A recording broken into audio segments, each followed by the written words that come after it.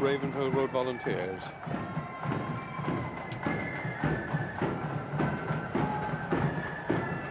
Crimson Star, East Belfast.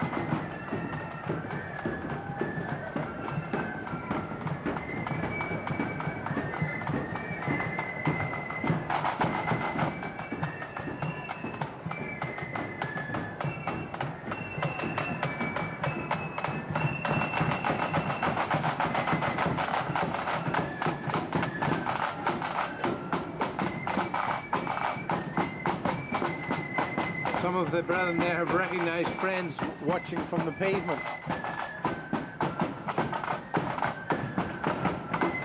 This is the famous Reverend Henry Cook, whose statue is seen outside Ince there, near the city centre. He was a great leader of the Protestant people of Ulster, and he did a great deal to bring people together when they were very, very deeply divided. One of Henry Cook's contributions was to unite the Protestant people when they've been divided so bitterly in the past.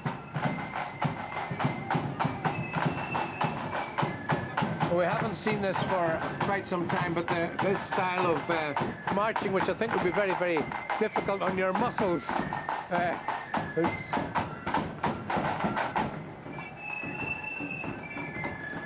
that was the Gertrude Star performing some form of snake dance for us. And it's a very large band, and it's been on the road for many, many years here now. And they're very nice uniforms.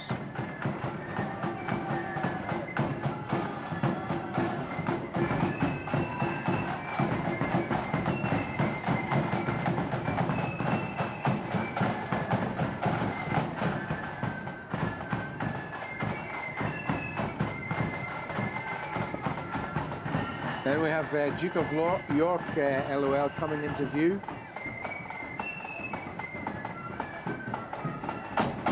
This is a new band this year, Duke of York. Well, the lodge itself formed 1898.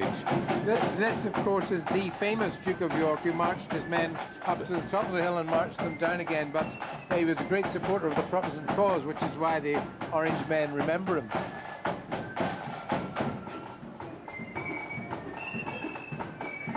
He was quite a controversial character, you know, and at one stage he was thought to have notions of grandeur beyond his station. A little bit of choreography here. Yes. But where the parade itself has come to a rest for a moment, at least they're keeping on the move.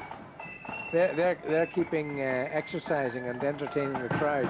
But there's the UDR. There's the UDR banner. Yes. As the lodges now take their 15 or 20-minute traditional break before they take up and continue again on their way to Edenderry. And if you've been carrying the banner, Walter, you look forward to this moment to give it a rest.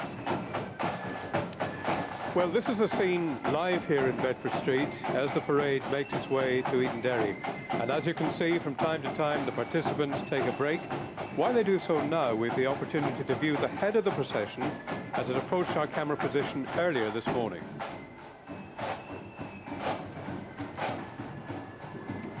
This is the County Grand Lodge Colour Party coming into view, Walter, supported by the Miller Memorial Flute Band, which has marched with the County Grand Lodge of Belfast for many years now.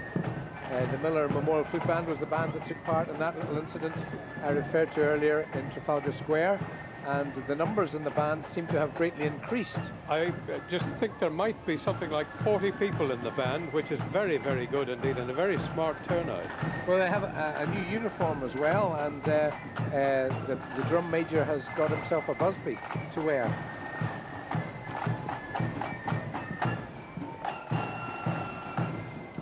There seem to be a smaller number of visiting brethren with the County Grand Lodge this year, but we do have brethren in the parade from Canada and, as we remarked earlier, from Detroit in the United States of America.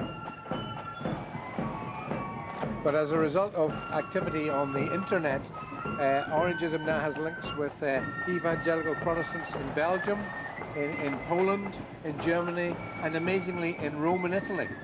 So the possibilities of an Orange Lodge being formed in Rome in Italy aren't maybe too far distant. Well, think of some of the sketches of James Young a few years ago.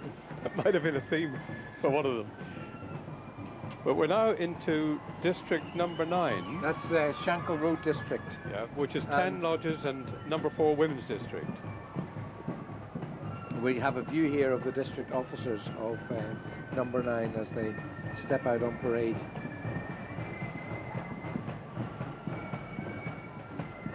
And the next band approaching at this point here is the Hillview Flute Band. And they were formed in 1953, so they'll be celebrating their 50th anniversary next year. They have their new uniforms, maroon tunics with gold trimming, navy trousers, gold stripes and peaked caps. And this is another of the bands that has very strong family connections, 3 father and son combinations, and 5 members of the Horner family, a father and 4 sons marching to the field this year in this band. Last year, the Hillview won the Best Melody Band at the Field Award, presented by the Belfast County Lodges. And I'm told that as they're passing us, they're playing the March Galinthia. Hope I'm right. Well, the March Galinthia is not one that is known to me. We have one of the taxis coming into view, heavily decorated with flags and bunting, and of course orange lilies, and the taxis can provide quite a respite for those who are elderly and find the strain of walking 7 miles to Edenderry too much. This is a banner showing West Belfast Orange Hall, and again there's been a programme of refurbishment there, and there's a lot of activity takes place in the Orange Hall, and there's been quite a change in emphasis in Orangism, a welcome change where a lot of these Orange Halls are now opening up as community halls and serving wider interests.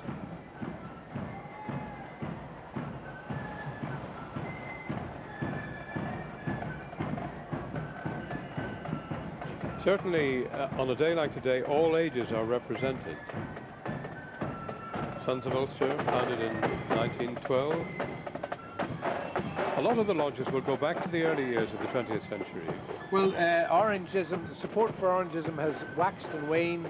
It has risen and fallen, and Orangism fell into doldrums in the 1830s, and then it revived during the Home Rule crisis, and it's under pressure again at the moment, and there's been some fall off in support for the Orange Order. Young lady enjoying herself there with suitable decoration. She's got one of these cheerleaders, pieces of equipment from the cheerleaders in the United States. Pride of the Shankill Band approaching here. This is another popular band that has been supported the 12th demonstration for many, many years. But of course, providing these bands with new smart uniforms is no easy task, and it's when you set up a band. When you set up a band, you're committed to a lot of expenditure. One of the reasons why the flute bands are so popular is that the cost of the instruments isn't so heavy.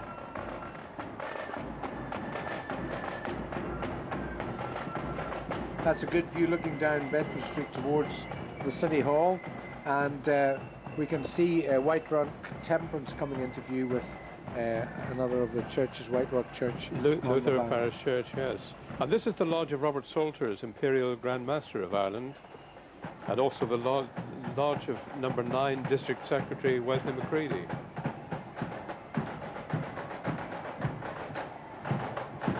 Orangism involves a huge commitment on the part of the people who rise to district level.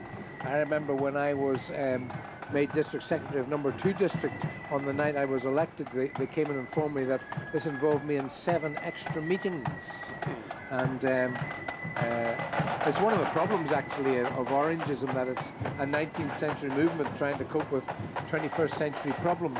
This is David McMullen. It's McMullen Memorial Lodge.